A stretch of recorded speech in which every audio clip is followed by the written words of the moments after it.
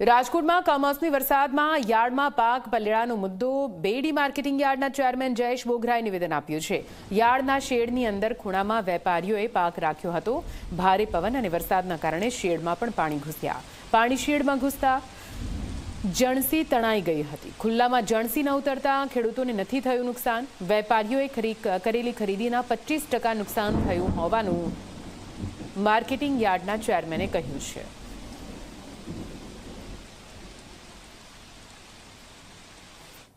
રાજકોટ બેડી યાર્ડના ચેરમેન જયેશ બોગરા આપણી સાથે છે, તેમની સાથે વાત કરીશું। જયેશભાઈ, ગઈકાલે જે વરસાદ વરસ્યો અને ત્યાર પછી માંડવી તણાતી હોય, રાયડો તણાતો હોય, આ પ્રકારના વિડીયો સામે આવ્યા, શું હકીકત?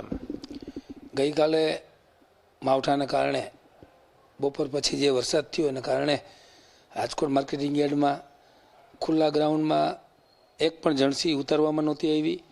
આ મગફળી રાયડો એ બંને વસ્તુ શેડમાં હતી અને મગફળી પણ પલળી નથી, પણ વધુ વરસાદને કારણે શેડના ખૂણાએ ઉતારી હતી અને એના કારણે જે પાણીનો પ્રવાહ, આખા યાર્ડનો પાણીનો પ્રવાહ ત્યાંથી પસાર થતો હોય તો એમાં મગફળી થોડીક તણાણી 30 થી 35 ગુણી જેટલી, અને રાયડો શેડમાં જતો પવન સાથે વરસાદને કારણે વેપારીના જે ગુણીમાં હતો એમને વાછટ થઈ છે।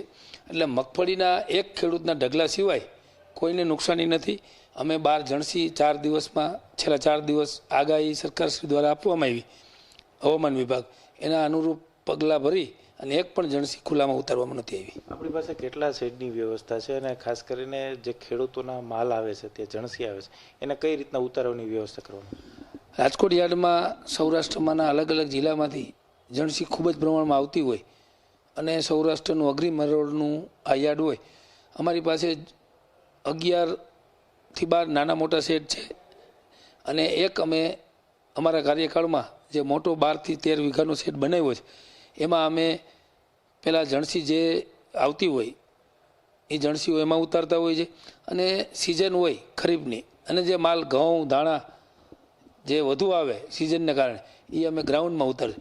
અમે એક 7 એકર જેટલું આરસીસી ગ્રાઉન્ડ પણ ગયા વર્ષે કર્યું છે, એટલે એમાં પણ ધાણા, જીરું, રાયડો આવી બધી જણસીઓ જે વધુ પ્રમાણમાં આવતી હોય એમને ખુલ્લામાં ઉતારતા હોય। એટલે અમે ભવિષ્યમાં પણ હજી અમારી પાસે એક ગ્રાઉન્ડ છે અને એમાં અમારે ખુલ્લામાં ન ઉતારવી પડે એના માટેથી અમે એક નવો સેટ બનાવવા જઈ રહ્યા છીએ। એમની પ્રક્રિયા અત્યારે ચાલુ છે, ટેન્ડરિંગ, અને એ ટૂંકા ટાઈમમાં કામ ચાલુ થઈ જશે।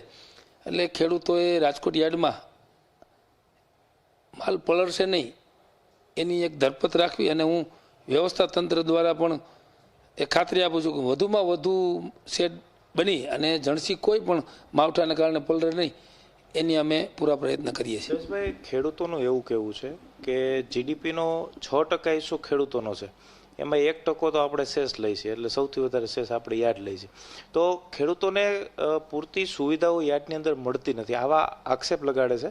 હકીકત શું અને તેની અંદર આપણે કઈ રીતના ઉકેલ લાવ્યા છીએ અત્યાર સુધીમાં? સેસ સૌપ્રથમ 1% છે જ નહીં। રાજકોટ યાર્ડમાં 1/2% છે, બીજા યાર્ડમાં 60 પૈસા હોય, એવી રીતે 1% ક્યાંય સેસ છે જ નહીં અને રાજકોટ યાર્ડ પણ 50 પૈસા વેચાણ ઉપર લે છે।